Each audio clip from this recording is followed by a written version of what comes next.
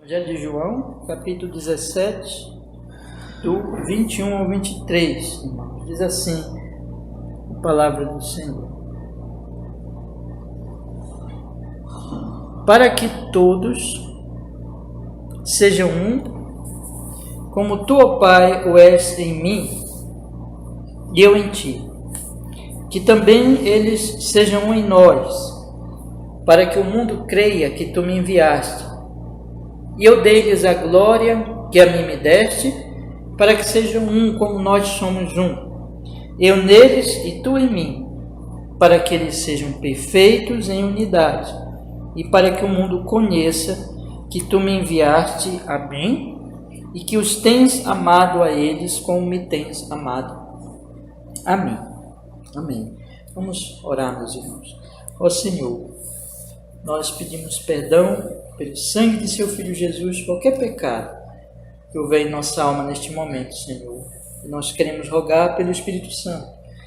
Pedir, Senhor, nosso Deus, que o Senhor fale conosco, que essa meditação de hoje, Senhor, baseada aqui nesses versículos tão preciosos, possa ser dirigida pelo seu Espírito, conforme realmente a revelação, para a nossa edificação, fortalecimento na fé, Senhor nosso Deus, e nossa bênção realmente de unidade aqui na nossa igreja, também para todas as pessoas que vierem ouvir, e o seu nome seja grandemente glorificado, para que nós possamos testemunhar as pessoas que estão lá fora, Senhor, a respeito de nosso amor, da unidade que o Senhor operou na nossa vida, em nome de Jesus. Abençoa assim, e seja glorificado o seu nome em Cristo. Amém e amém, graças a Deus. Amém, meus irmãos, pode sentar.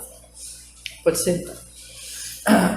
Irmãos, eu hoje tinha dito para vocês, até coloquei lá no grupo, que hoje eu iria falar da parte que nos mostra o efeito da unidade cristã nas pessoas de fora, naqueles que não são cristãos, né? Mas hoje eu ainda não vou fazer isso. Ontem eu fiquei pensando assim, principalmente na parte da tarde, que eu precisava enfatizar a questão da unidade agora numa mensagem só, mostrando aquelas coisas que Jesus aqui diz sobre a unidade, que são características que falam da natureza da unidade. São 4 coisas aqui. Primeiro, que ele orou pela unidade. Segundo, que a unidade ela se baseia e ela se compara com a unidade dentro da Trindade. Terceiro, que a unidade é na glória de Deus, conforme a revelação da glória de Deus. E quarto, que é uma unidade em amor. Então são essas 4 verdades que nós estudamos 2 semanas, expondo aqui o texto, né? Semana passada e semana retrasada. Então, a última parte, quer dizer, eu falei para vocês que estou estudando um trecho que, na verdade, começa com o versículo 20, que é quando Jesus começa a orar por todos os cristãos, incluindo nós. Não que ele não estivesse orando antes, né? Mas aqui ele diz, não rogo somente por este, mas também por todos aqueles que pela tua palavra hão de crer em mim. Então aqui ele começa a orar, mas assim, detidamente, enfim, por todos os crentes em geral. E o primeiro pedido que ele faz, ele ora por todos, e o primeiro pedido que ele faz é pela unidade, né? Então, no versículo 20, ele diz por quem ele ora, e no versículo 21 em diante, ele mostra o que ele pede, pelo que ele ora, né? Então, por quem ele ora, no versículo 20, pelo que ele ora, como bênção para essas pessoas. Aí vai do versículo 21 até o final da oração, na verdade. Mas a primeira coisa que ele pede é a unidade. Então, primeiro nós temos por quem Jesus ora, depois nós temos o que ele ora, pelo que ele ora, o que ele pede, e por último, porque nós dividimos assim, mostramos que a oração está dividida assim, essa parte aqui, o efeito desta bênção que é a unidade, que é o efeito benéfico para o mundo, para as pessoas que estão lá fora. Esse efeito benéfico eu vou deixar para falar semana que vem, deveria falar hoje já, mas eu vou deixar para falar semana que vem, porque eu achei por bem nós olharmos agora para todos esses pontos sobre a unidade cristã, para entendermos melhor essa unidade cristã, né? E eu peço para vocês orarem, porque essa unidade cristã, orarem pedindo essa bênção que Jesus já orou, já pediu, né? Por meio dele, por meio da sua graça, para que essa bênção ela se manifeste entre nós aqui, cada vez de forma mais real, porque nós, como igreja do Senhor Jesus, devemos manifestar esta unidade cristã, né? Como também pela igreja em geral. Mas, meus irmãos, eu queria então hoje, o que eu quero fazer? Eu quero falar, olhando agora o quadro geral, essas 4 bênçãos sobre a unidade cristã, eu quero juntar essas 4 bênçãos e procurar mostrar para vocês agora como, quando nós olhamos para essas 4 bênçãos que temos aqui em relação à unidade, nós vamos então perceber a natureza desta unidade, como ela é maravilhosa e como é alguma coisa que nós devemos buscar, viver, experimentar na nossa vida em relação aos nossos irmãos, e a partir daí, aí nós vamos falar só semana que vem, é que nós podemos realmente testemunhar para os outros, né? Não há como testemunhar para os outros sem nós estarmos experimentando essa unidade cristã. Então vamos começar aqui. Eu já falei, mas eu quero me referir agora a essas 4 coisas que Jesus pede, que Jesus manifesta aqui nesta oração em relação à unidade cristã, e vamos ver agora em conjunto, porque eu olhei essas 4 coisas separadamente, né? Mas vamos ver em conjunto, para que nós possamos perceber então a beleza desta unidade cristã. Primeira coisa que eu falei, irmãos, versículo 20, ele diz assim: e não rogo somente por estes, mas também por aqueles que pela tua palavra hão de crer em mim, para que todos sejam um, como tu, ó Pai, o és em mim e eu em ti, que também eles sejam um em nós, para que o mundo creia que tu me enviaste, né? Então, a primeira grande verdade aqui que eu destaquei para os irmãos é que o Senhor Jesus Cristo, ele está orando, ele está suplicando essa bênção, e ele está fazendo isso, meus irmãos, dentro daquilo que nós já temos estudado, que nós já temos meditado, que é dentro do decreto de Deus Pai, dentro do decreto da Trindade realmente. Vamos olhar o primeiro versículo aqui da oração, que diz assim: Jesus falou assim, levantou os seus olhos ao céu e disse: Pai, é chegada a hora, glorifica o teu Filho, para que também o teu Filho te glorifique a ti. Quando ele diz assim, é chegada a hora, significa que nós nunca devemos esquecer isso, que toda a oração do Senhor Jesus Cristo, ela é exatamente baseada na verdade que existe uma hora. Que hora é essa? Por todo o Evangelho de João, algumas vezes nós encontramos a expressão assim: não conseguiram matar Jesus, Jesus não morreu, porque ainda não era chegada a sua hora. Mas agora chegou a hora. Então nós estamos aqui no limiar, né? Nós estamos aqui na fronteira entre a vida de Jesus e a morte de Jesus. Jesus vai morrer.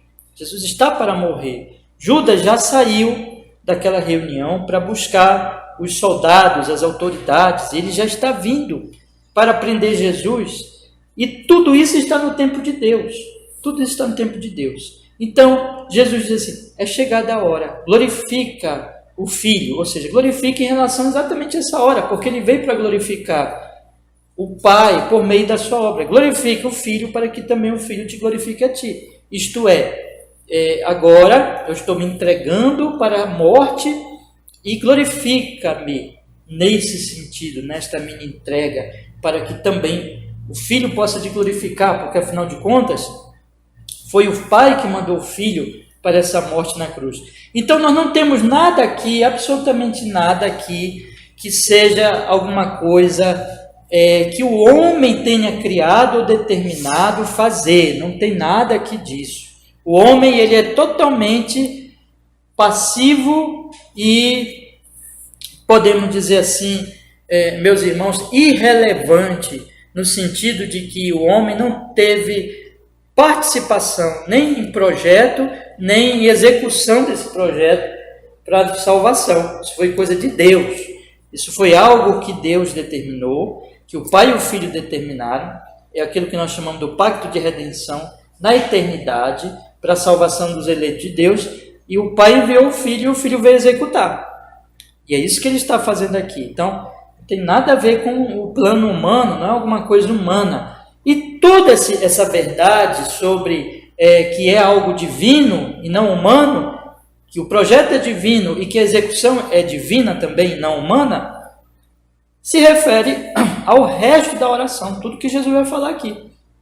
Porque tudo tem a ver com exatamente essa entrega do Filho para fazer a vontade do Pai Celestial. E entre essas coisas está a unidade cristã.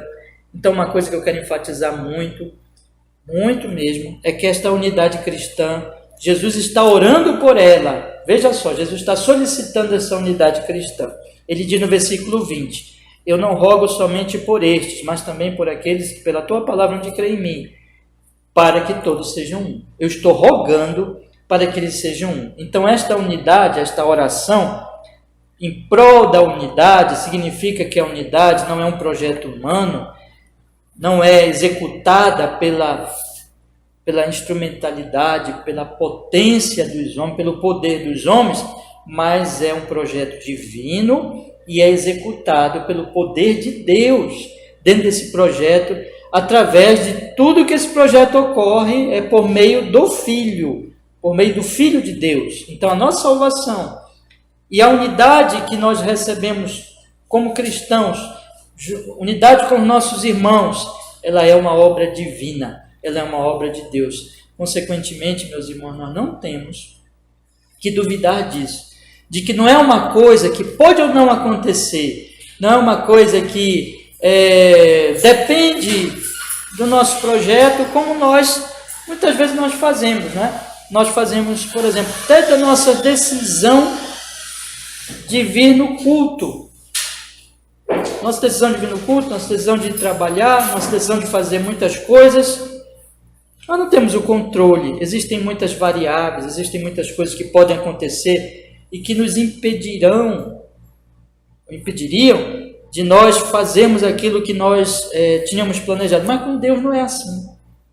Ele decidiu, ele executa, e a unidade cristã não tem a ver com um projeto humano, com alguma coisa que, bom, vamos ver se dá certo para nós ficarmos unidos. De jeito nenhum. É uma unidade que está dentro desse decreto eterno da salvação dos eleitos que Jesus Cristo veio executar, e Jesus Cristo veio nos unir num só corpo, num só povo. Então, a primeira coisa que nós temos que... Eu quero enfatizar muito isso. Eu já expliquei isso aqui na exposição passada, mas hoje nós estamos olhando o conjunto, né? Eu quero enfatizar muito isso. Daqui a pouco eu vou juntar todos os pontos, tá? Estou apresentando aqui os pontos, relembrando até, mas daqui a pouco eu vou juntar para vocês perceberem como tem uma conexão entre essas verdades das Sagradas Escrituras. Então, primeira coisa, a unidade é um projeto de Deus, do Pai, do Filho e do Espírito Santo, pelo qual Jesus solicitou, portanto, ela vai acontecer, ela vai ocorrer, com certeza. Ela está ocorrendo, na verdade ela já é uma realidade. Desde que o Senhor Jesus orou aqui, fez a sua obra, morreu na cruz, enviou o Espírito Santo, isso já está acontecendo. Mas vamos avançar. A segunda coisa que nós vimos aqui que Jesus fala a respeito desta unidade cristã é que ela é uma unidade que é comparada com a unidade na Trindade, mas não somente comparada, ela é baseada na Trindade, né? Então, vamos olhar aqui. Você vê, acompanhe comigo na sua Bíblia, Jesus dizendo assim, para que todos sejam um, como tu, ó Pai, o és em mim e eu em ti, para que ele também seja um em nós, para que o mundo creia que tu me enviaste. Veja que tudo aqui é para que eles sejam um como tu, ó Pai, és em mim e eu em ti, quer dizer, conforme a unidade que existe na Trindade, entre o Pai e o Filho, apesar de que o Espírito Santo não está aqui dito explicitamente, mas nós sabemos que o Espírito Santo também está envolvido aqui, ainda que implicitamente, né? Aí ele continua, eu deles a glória que a mim me deste, para que sejam um, como nós somos um.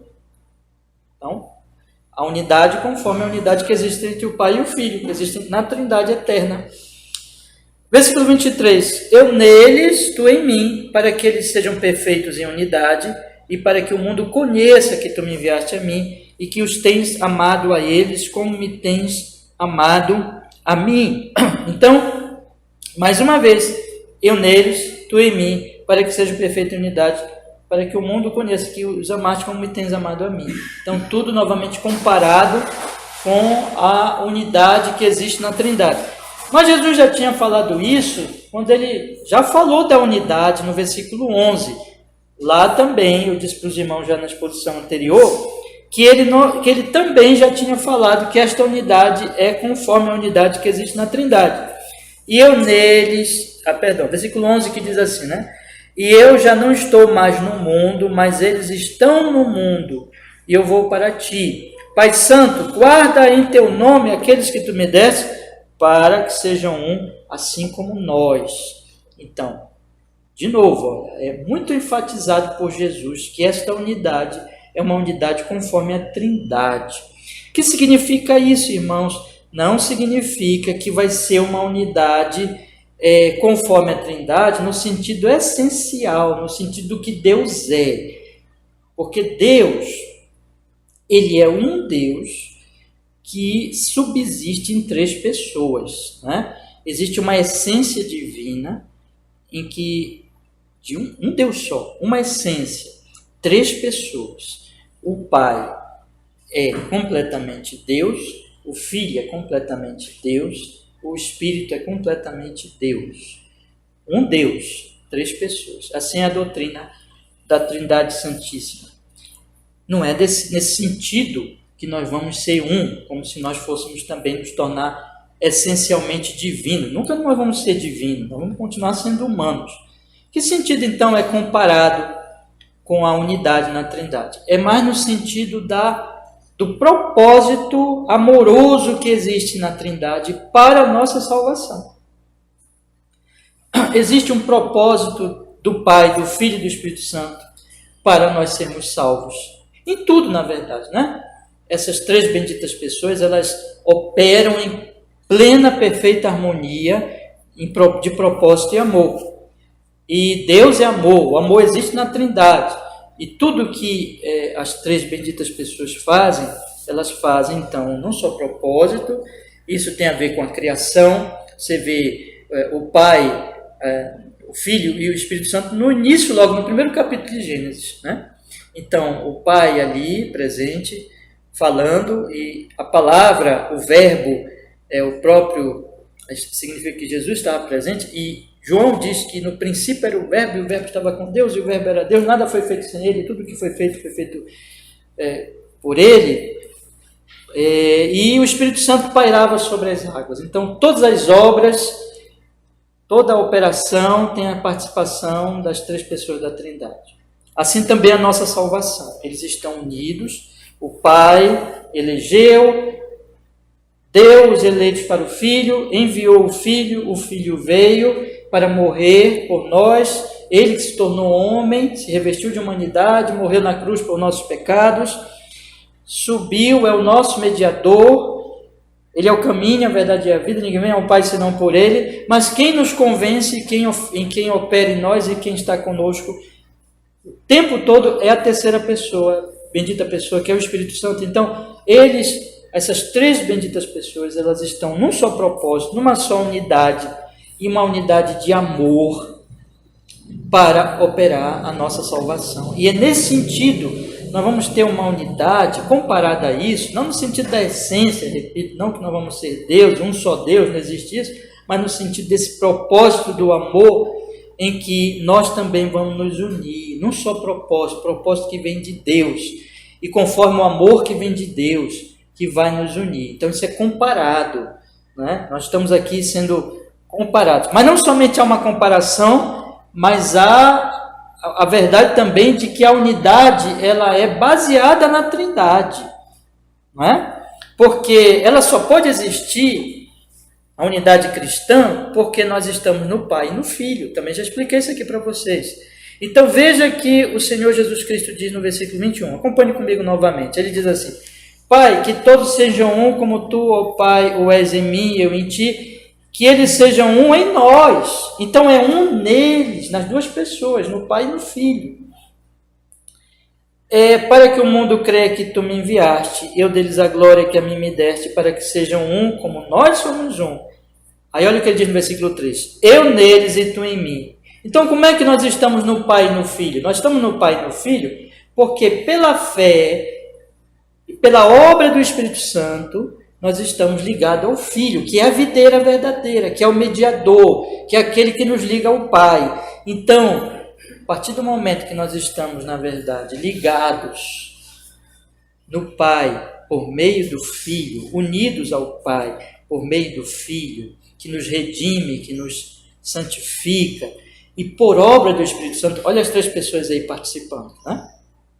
Então nós temos esta unidade. Nós estamos nós somos um no Pai por meio do Filho, por obra do Espírito Santo.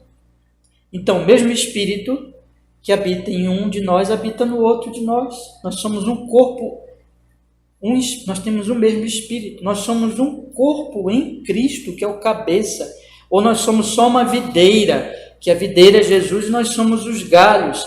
E o agricultor, lembra do exemplo da videira, que cuida de nós e que nos limpa, que nos purifica, pela sua palavra, que é o Pai, faz isso em toda a videira. Então, e no Filho nós estamos ligados ao Pai Celestial. Então, a Trindade, não somente ela é uma Trindade, meus irmãos, perdão. A Trindade não somente ela é a unidade que existe na Trindade, não somente nós podemos comparar a unidade cristã com esta unidade na Trindade, mas a unidade só existe porque nós estamos unidos a essas benditas pessoas. Nós estamos unidos ao Pai por meio do Filho, por obra do Espírito Santo, que operou em nós, que nos iluminou, que nos deu um novo nascimento, que nos levou a Jesus, né? Então, a unidade cristã, ela não somente ela é comparada com a unidade na Trindade, em propósito de amor, expliquei agorinha, mas ela também é baseada nesta unidade, nesta unidade da Trindade. Eu só posso ser um com você porque eu estou unido ao Pai por meio do Filho, por obra do Espírito Santo, como também você, e porque essas três pessoas estão unidas, né? É um só Deus, é um único Deus que subsiste em três pessoas benditas, irmãos. Então, a unidade cristã, ela não somente é comparada à unidade na Trindade, mas ela é baseada na unidade da Trindade.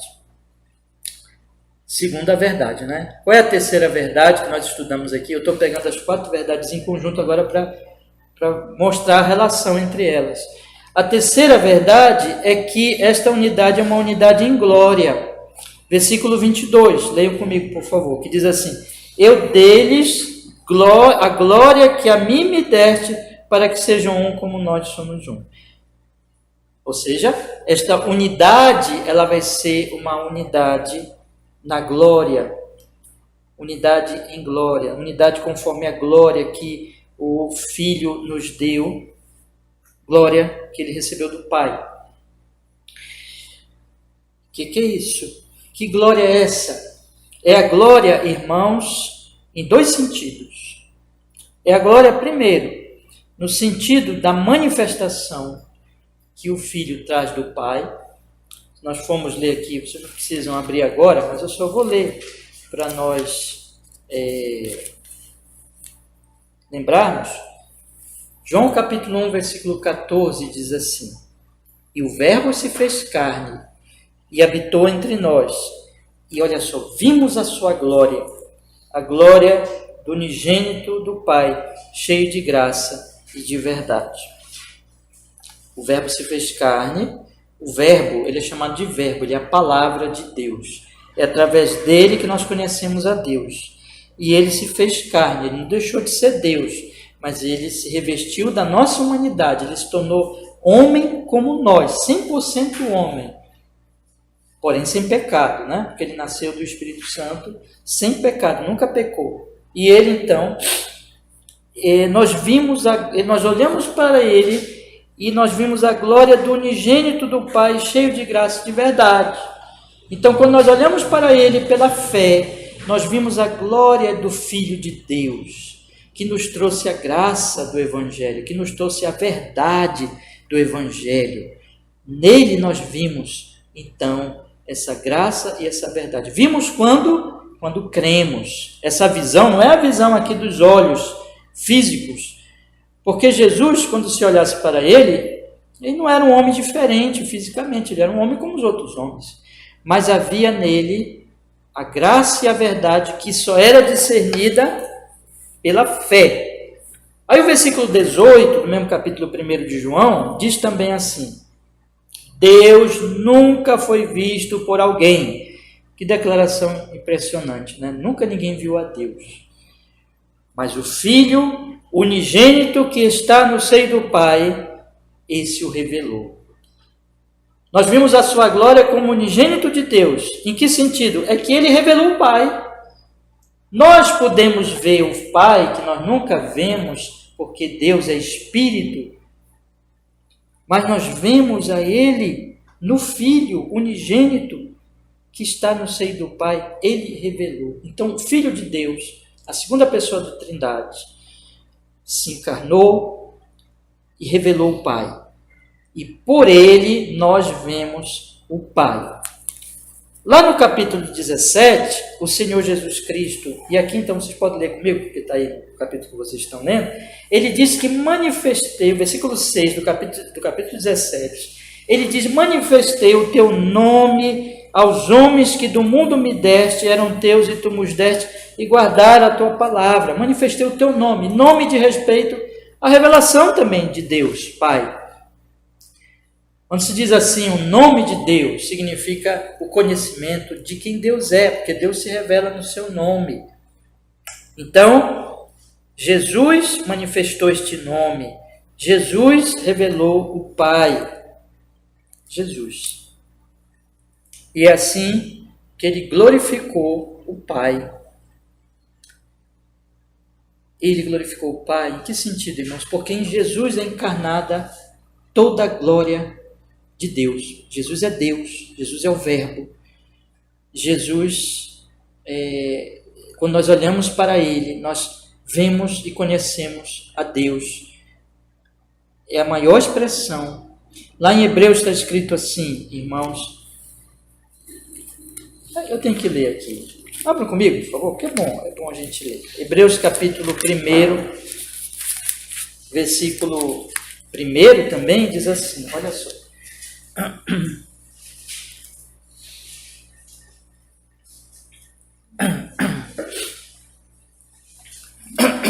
Havendo Deus, Hebreus capítulo 1, verso 1.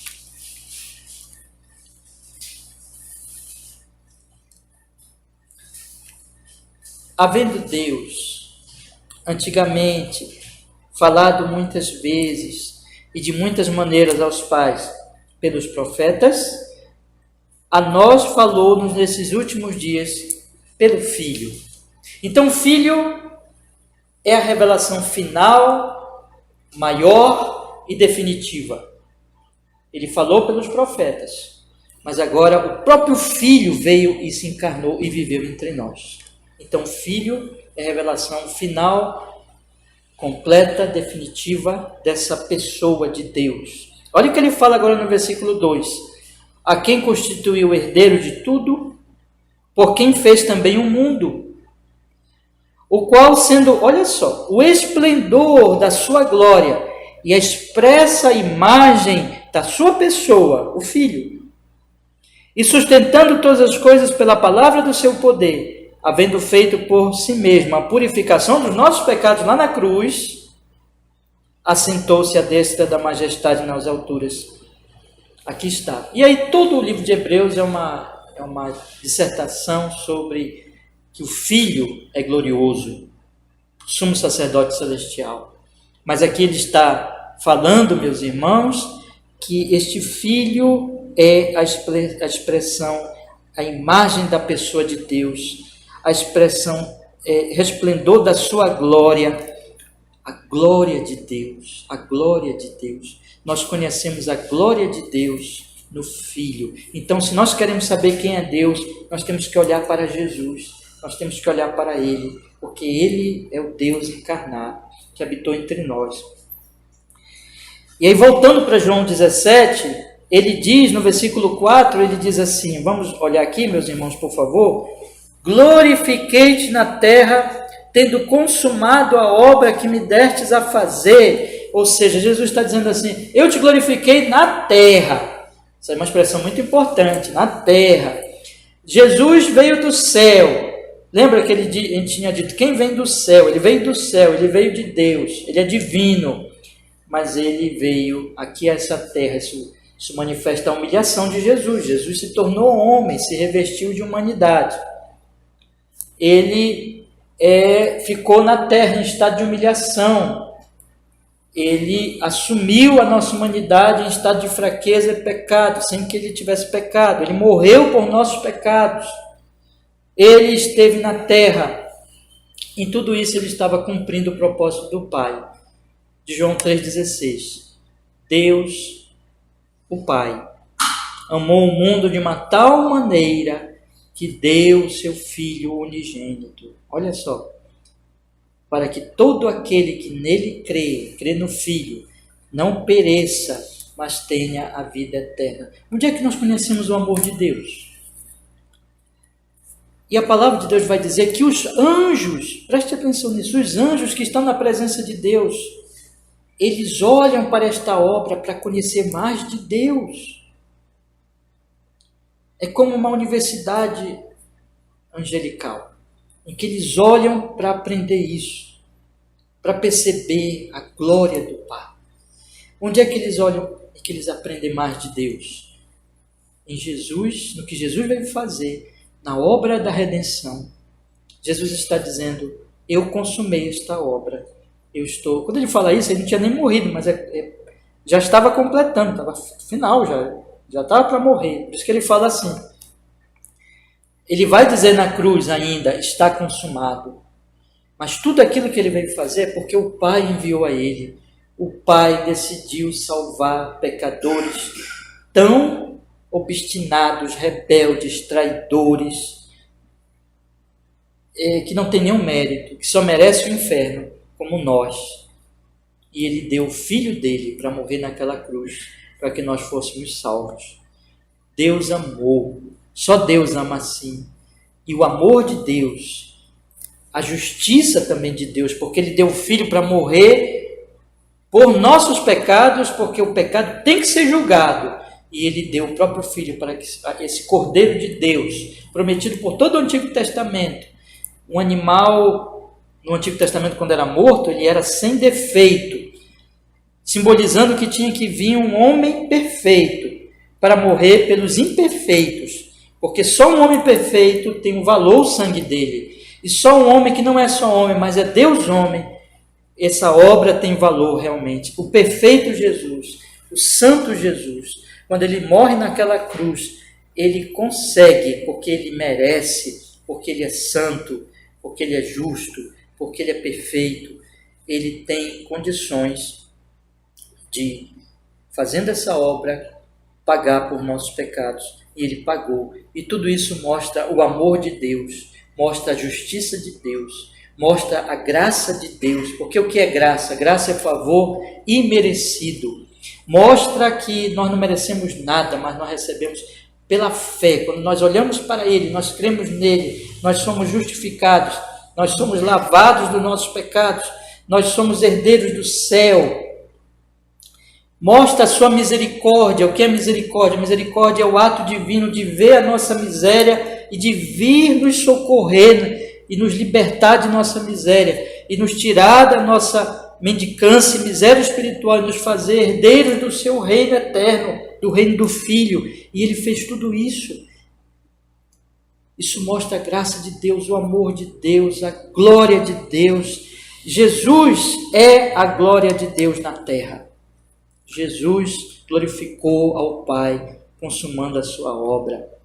E é esta glória que Jesus diz, que nos une, irmãos, porque todos nós conhecemos a glória de Deus no Senhor Jesus. É a verdade, é aquilo que Jesus diz em outra expressão: eu sou o caminho, eu sou a verdade, é a verdade do Evangelho, é a verdade que nós somos grandes pecadores e Deus é o nosso grande Salvador, e Cristo é o nosso grande Redentor, e o Espírito Santo é o nosso grande Auxiliador.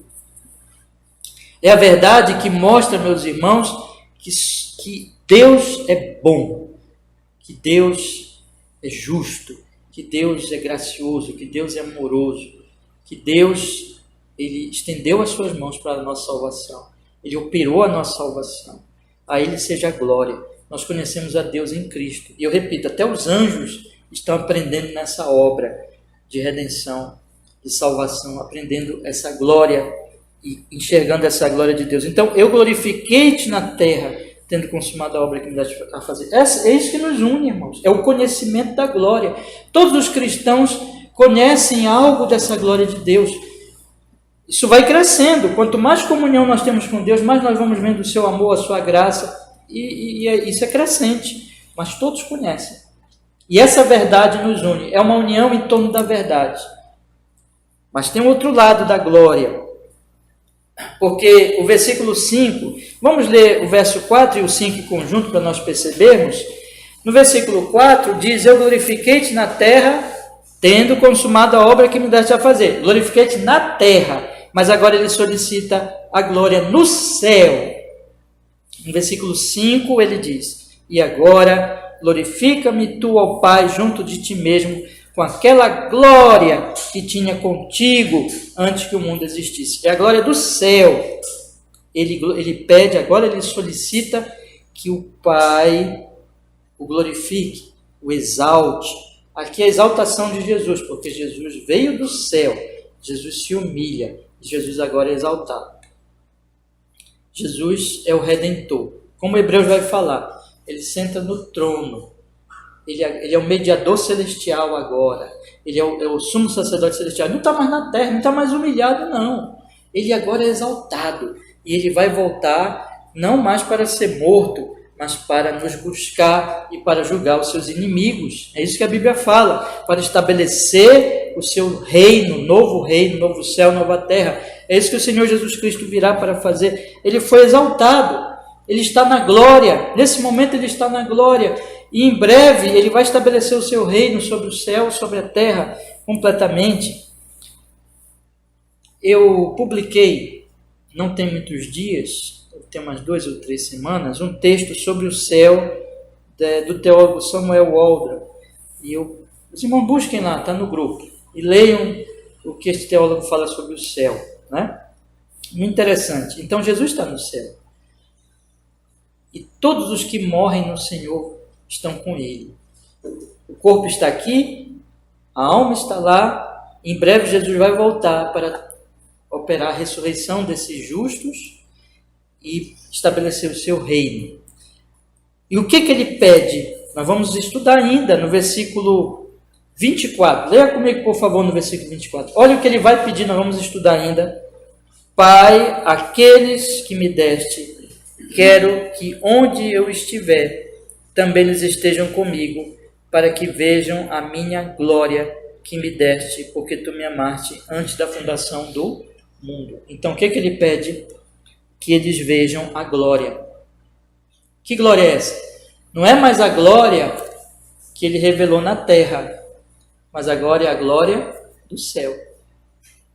Eu quero que eles vejam a minha glória, porque tu me amaste antes da fundação do mundo. É a glória de Deus Pai, Deus Filho.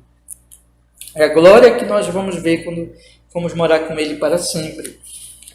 No versículo 26 ele diz: eu lhes fiz conhecer o teu nome e eu farei conhecer mais, para que o amor com que me tens amado esteja neles e eu neles esteja. Vamos olhar aqui mais um versículo, lá no capítulo 14, no início do grande discurso, último discurso, quando ele diz assim, no capítulo 14, no versículo 1, ele diz assim, meus irmãos, leiam comigo, por favor. Não se turbe o vosso coração, credes em Deus, crede também em mim. Na casa de meu pai. Casa de quem? Casa de meu pai. Há muitas moradas. Se não fosse assim, eu vos teria dito, vou preparar-vos lugar. E quando eu for vos preparar lugar, virei outra vez e vos levarei para mim mesmo, para que onde eu estiver, vós também estejais vós também. Ele quer que onde ele está, nós também estejamos, nas moradas celestiais. É a mesma expressão. Se nós juntarmos o versículo 3 do capítulo 14 com o versículo 24 do capítulo 17, nós vamos encontrar palavras muito semelhantes. Aqui no versículo 3 do capítulo 14, ele diz, para que onde eu estiver, estejais vós também. Lá no capítulo 24 do versículo 20, no versículo 24 do capítulo 17, ele diz, quero, Pai, aqueles que me deste, quero que onde eu estiver, também eles estejam comigo. Ele quer que nós estejamos com Ele, para que vejam a minha glória. A morte, ela é triste, mas para Deus não é triste. Para Jesus não é triste. A morte é triste porque ela é o final, ela é consequência do pecado, ela é a morte do nosso corpo, mas ela não tem a palavra final, porque no momento que o cristão morre, ele está com Jesus, e Jesus quer que ele esteja com ele. Jesus quer que nós estejamos com ele. Olha o amor de Jesus. Jesus quer o seu povo com ele. Jesus é um amável Salvador que quer o seu povo com ele. Nós estamos aqui, irmãos, por isso que a Bíblia fala que nós estamos aqui peregrinando. Aqui não é a nossa casa. Aqui não é a nossa casa. Nossa casa é do lado de Jesus, é com Jesus. Jesus está lá no céu. E nós estamos indo para lá. E essa é a glória, porque ele diz no versículo 24, por que ele quer que nós estejamos com ele? Para que vejamos a glória que a mim me deste, para que vejam a glória que me deste, porque tu me amaste antes da fundação do mundo. Para que nós vejamos a glória que o Pai deu para o Filho, a glória de Deus. Para que nós conheçamos essa glória. A gente não tem nem ideia do que seja isso. Porque nós não vemos ainda. Mas nós já sentimos o perfume desta glória.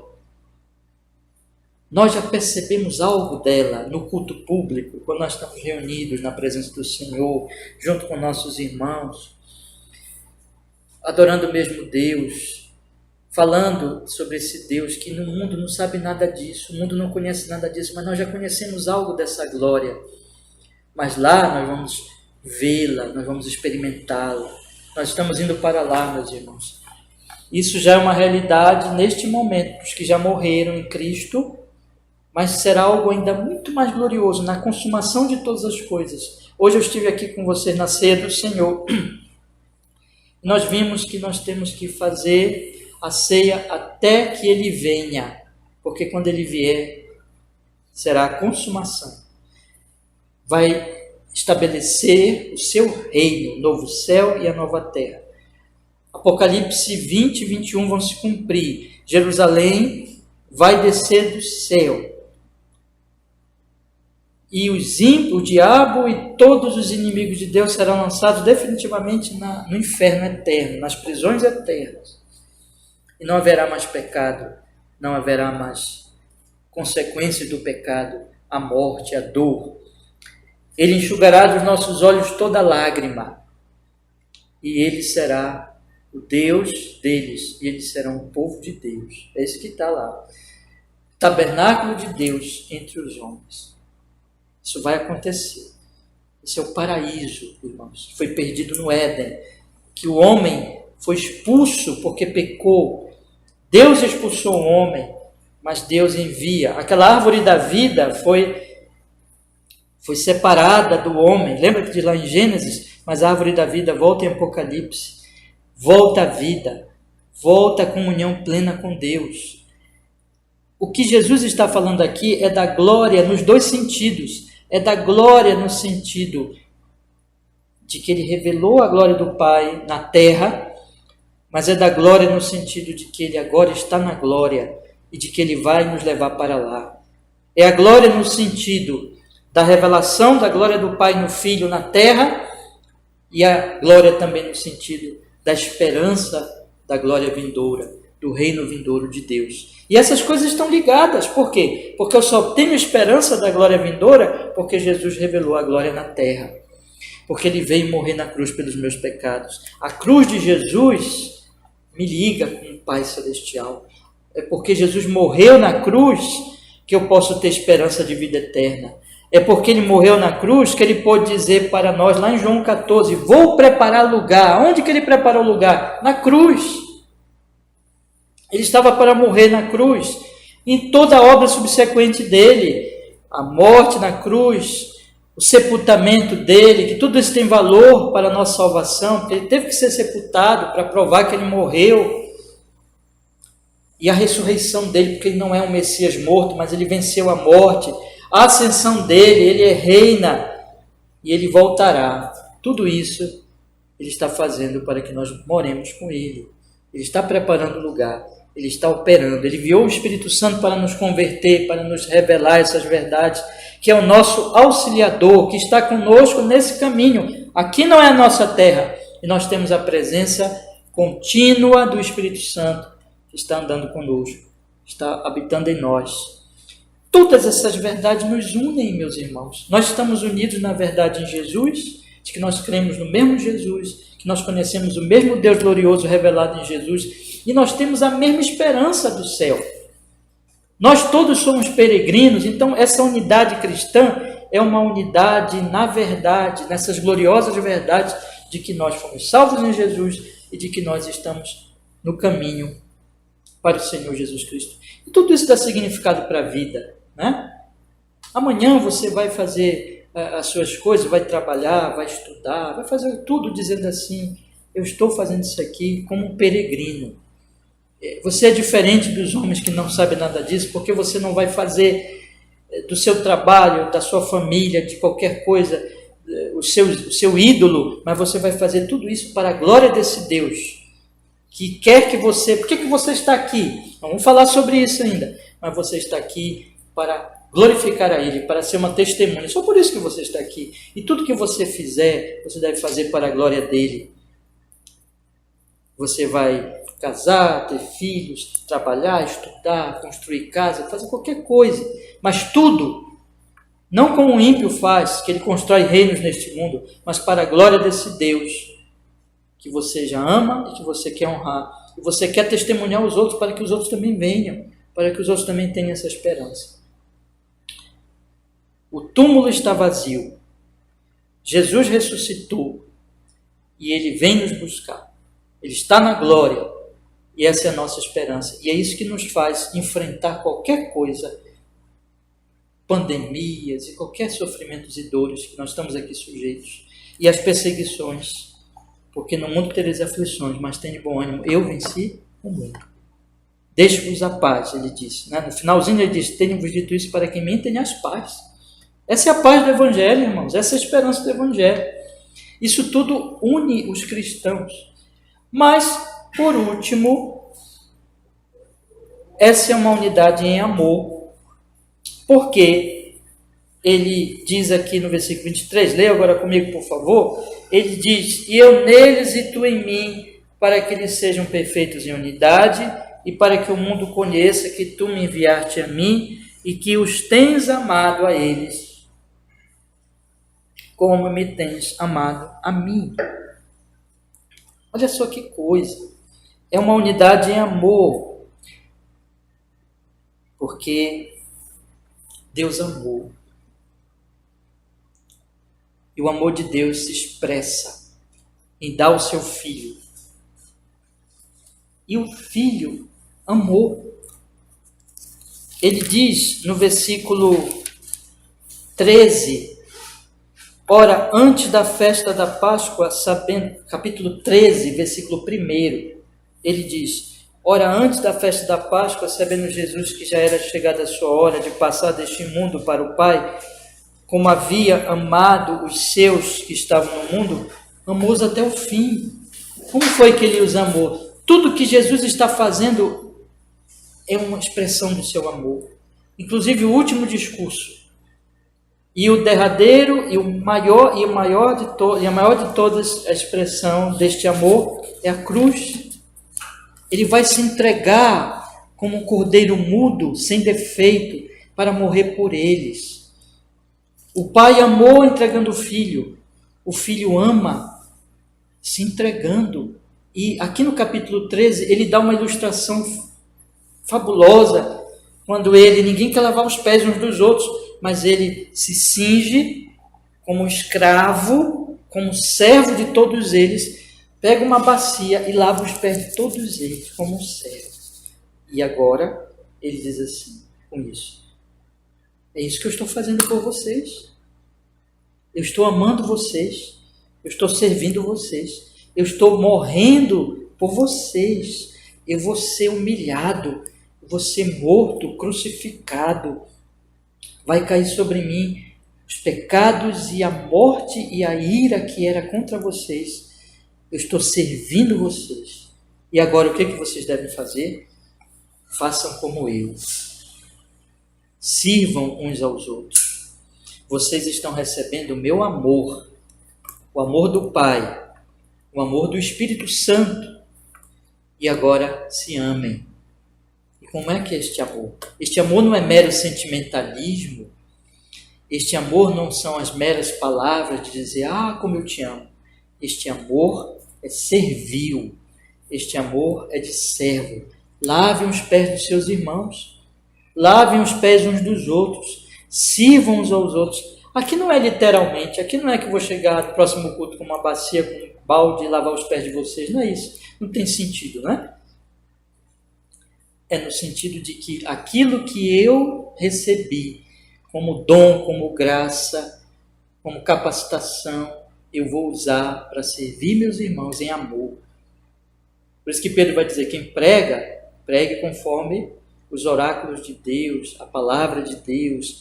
Quem administra, administre como Deus quer. Enfim, de acordo com o meu papel, de acordo com a minha função, de acordo com aquilo que o Senhor tem posto para eu fazer, eu vou servir, eu vou amar meus irmãos, eu vou orar por eles, eu vou edificá-los, eu vou animá-los, encorajá-los, vou visitar quando eles estiverem enfermos, vou cuidar deles, vou zelar pela alma deles. O amor é prático, e aqui eu não tenho tempo para falar da forma que esse amor se expressa, porque é de todas as formas possíveis que nós podemos ajudar nossos irmãos, apoiar nossos irmãos. A primeira delas é orando por eles, né? Porque eles todos precisam das nossas orações. Mas em tudo, irmãos, em tudo, nas nossas contribuições, no nosso apoio à Igreja de Deus, no nosso serviço, quando nós damos numa conversa com os nossos irmãos, no conselho, numa exortação, no ânimo, tudo nós estamos servindo nossos irmãos. Lá na sua casa também, servindo na sua casa, servindo no seu trabalho. Nós somos servos, nós aprendemos a ser servos com Jesus. Nós vamos, irmãos, servir uns aos outros. Porque, observem que o Senhor Jesus Cristo fala. Vamos olhar para o versículo 23 de novo. E eu já tenho destacado nas últimas exposições, o que está aqui no versículo 23, quando ele diz, eu neles e tu em mim, para que eles sejam perfeitos em unidade, para que o mundo conheça que tu me enviaste a mim e que os tens amado como tens amado a mim. Como é que o mundo vai conhecer este amor? Ele diz aqui, que me tens amado a eles, como tens amado a mim. É o amor de Deus, porque Deus ama o Filho, porque Deus é amor. Mas este amor chega aos eleitos, porque Deus amou os eleitos. Esse Deus que é amor na Trindade, amor, esse amor chega a nós na salvação, na redenção em Jesus. E Jesus diz assim, os homens vão conhecer que o Pai ama a eles como tem amado o Filho. Como é que eles vão conhecer isso se não for pelo serviço uns aos outros? Uns aos outros. Semana que vem eu vou falar melhor disso, né? porque eu vou falar de que o mundo vai ver isso, de que isso é o testemunho ao mundo. Mas eu só quero tocar nesse ponto, para mostrar para vocês que esse amor é prático, esse amor é de serviço. Não mesmo nem de língua, nem de palavras somente, de João na sua carta, mas de fato e de verdade. Se vem alguém com uma necessidade, o amor é apoiar, é ter misericórdia, é servir este irmão, esta irmã. O amor, meus irmãos, então, é algo que nos une, é algo que faz com que nós, como Deus teve misericórdia de nós, nós tenhamos misericórdia de nossos irmãos. Como Ele teve paciência conosco, nós tenhamos paciência com nossos irmãos. Como Ele foi nosso amigo, nós sejamos amigos dos nossos irmãos. Vamos olhar aqui o capítulo, por favor,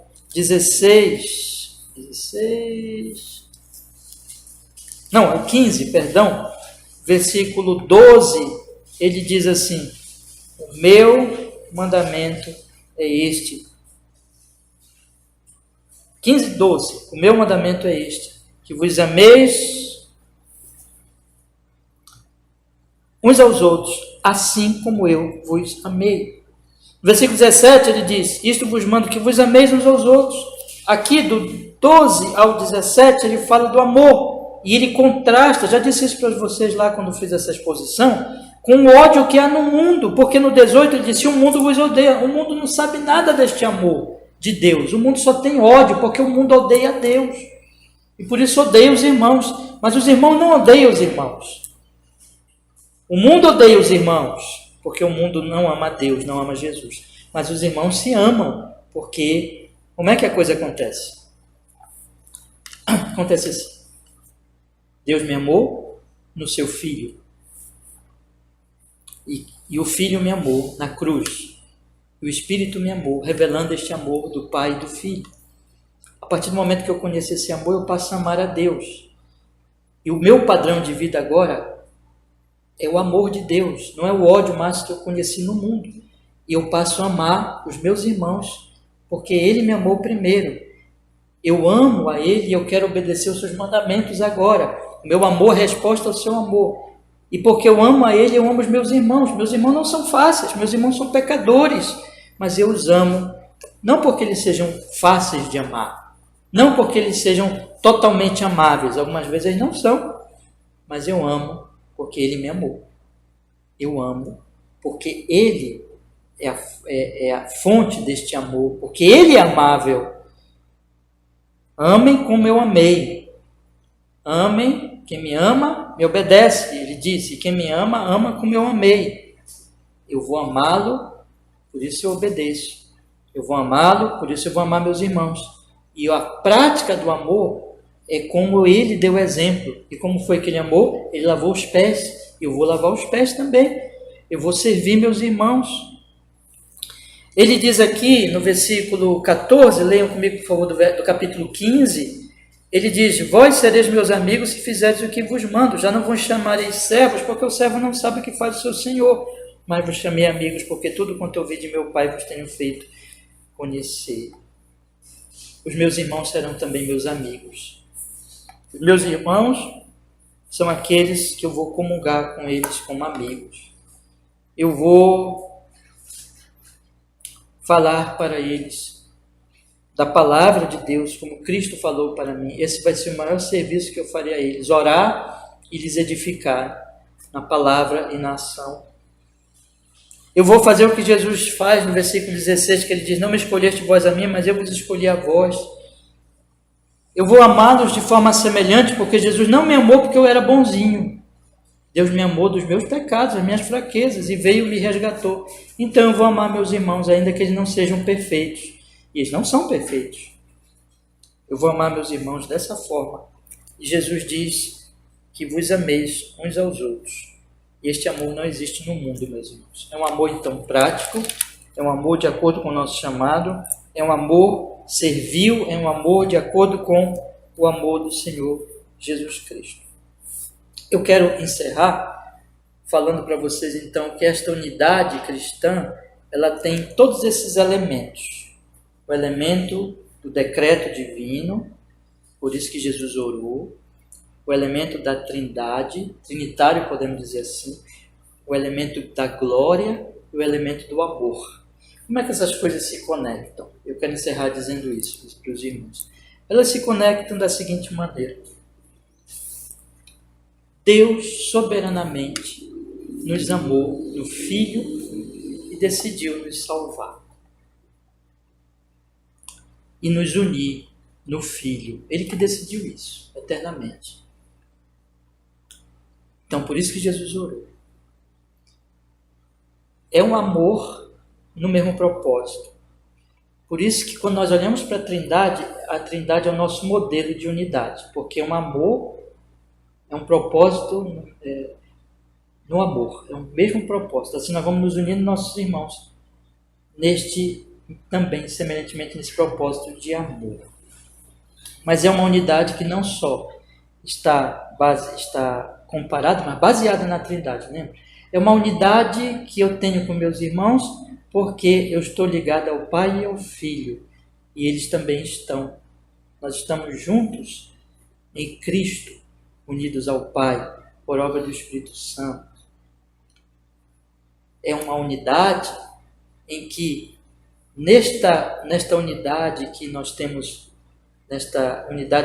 em comum, ou seja, que eu estou unido ao Pai por meio do Filho e você também, nós conhecemos a verdade do Pai no Filho, a verdade da glória, da glória do Pai no Filho, que consumou a obra na terra dada pelo Pai.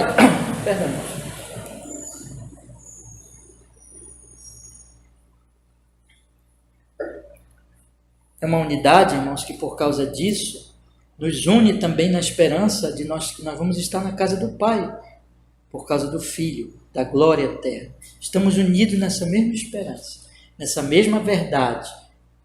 E é uma unidade, porque Deus decidiu amavelmente me salvar. É um propósito na Trindade. Estamos baseados na Trindade para a nossa unidade. E conhecemos a glória do Pai nesta revelação toda no Filho. E o que nós conhecemos de forma especial? O amor. O amor do Pai por nós. E isso nos leva a amar ao Pai e amar os nossos irmãos. Vocês percebem como as coisas se conectam? Vocês percebem que há uma ligação entre essas verdades? E o que as une, enfim, é o amor de Deus. Porque Deus me amou, decidiu, não sei porquê. É aquele hino que a gente canta, não sei porquê. Não tem nada em nós, foi soberanamente. Ele quis me amar, ele decidiu me amar. Mas é porque Deus me amou, que enviou o seu Filho, que eu passo a amar meus irmãos. E eu passo a amar meus irmãos porque o mesmo Deus que me amou habita neles. O mesmo Cristo que me salvou e que foi expressão de amor imensurável, maior de todas, do amor de Deus por mim, habita neles. Como é que eu vou odiar meus irmãos? Como é que eu vou tentar fazer mal a eles? Eu só posso fazer uma coisa por meus irmãos: servir meus irmãos, orar por eles, estar unido a eles em torno dessa verdade. Só uma coisa nos separa das pessoas, ainda que nós não venhamos odiar as pessoas, mas nos separará das pessoas. Isso nós vamos falar semana que vem.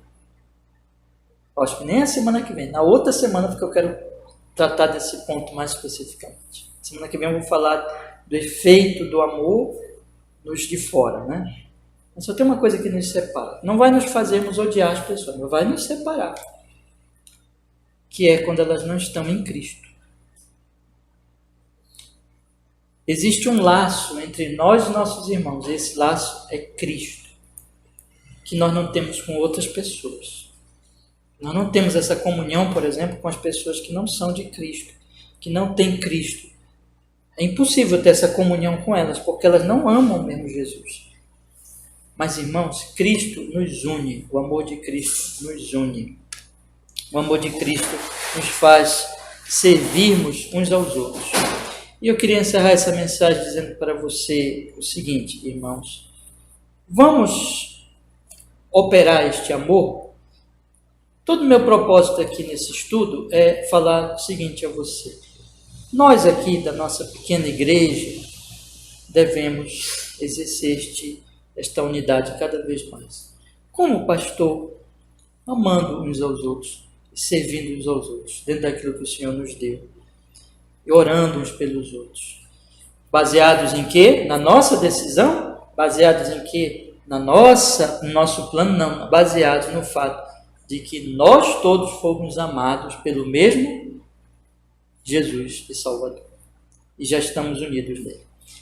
Amém, meus irmãos? Vamos pedir que Ele nos fortaleça. Vamos orar? Pedir a misericórdia e a graça do Senhor. Pai Celestial, muito obrigado, porque nós podemos, hoje à noite,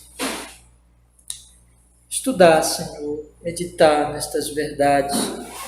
Pedimos que o Senhor Espírito Santo venha aplicar essas verdades à nossa alma, ao nosso coração, nos edificar, nos fortalecer, nos animar, para que nós possamos, Senhor, entendendo essas verdades da unidade cristã, de fato, Senhor nosso Deus, amarmos ao Senhor cada vez mais, amarmos nossos irmãos, servirmos nossos irmãos, como o Senhor nos amou, como o Senhor nos serviu.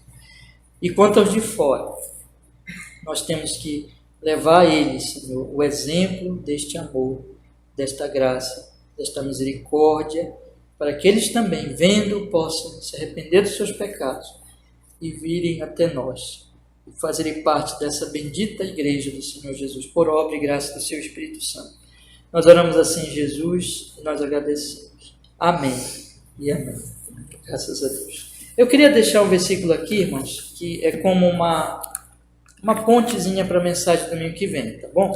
Que nós vamos estudar sobre o efeito da unidade cristã no mundo. Mas abram comigo aí a sua Bíblia. Só mais um versículo que nós vamos ler, né, nesse momento, que está no capítulo 13. Capítulo 13. Versículo 34 e 35. Preste bem atenção nisso, que o Senhor Jesus Cristo diz aqui. Capítulo 13, versículo 34 e 35. Diz assim: Um novo mandamento vos dou, que vos ameis uns aos outros, como eu vos amei a vós, que também vós uns aos outros vos ameis. Nisto todos conhecerão que sois meus discípulos, se vos amardes uns aos outros. Como é que vão conhecer que nós somos discípulos de Jesus? Se nós amarmos uns aos outros como Ele nos amou. É isso, irmãos. Essa é a nossa missão. Nós temos que mostrar para o mundo o amor de Deus. Semana que vem eu vou falar disso, tá bom?